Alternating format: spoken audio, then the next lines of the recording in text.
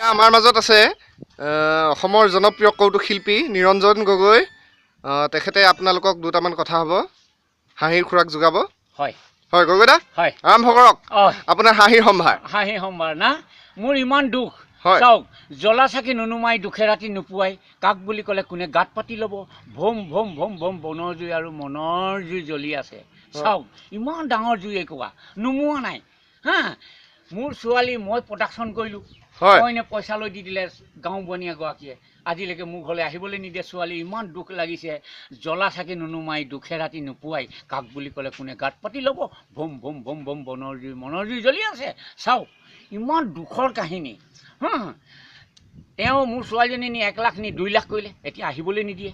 কিমান দুখৰ মৃত্যু আজা বেংকৰ লেনদেন নহ'লে চব চেতে পাৰোঁ।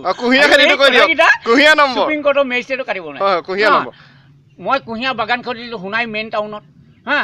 খুচৰিলে বাৰী মুচৰিলে দাড়ি। আমাৰ চাহ আহিছে, মেম চাহেবে কৈছে অ' মিমি তোৰ যে কুঁহিয়াৰবোৰ ইমান কেলে হয় আমাৰ নহয়। চাবলৈ এটা কথা, খুচৰিলে বাৰী মুচৰিলে দাড়ি।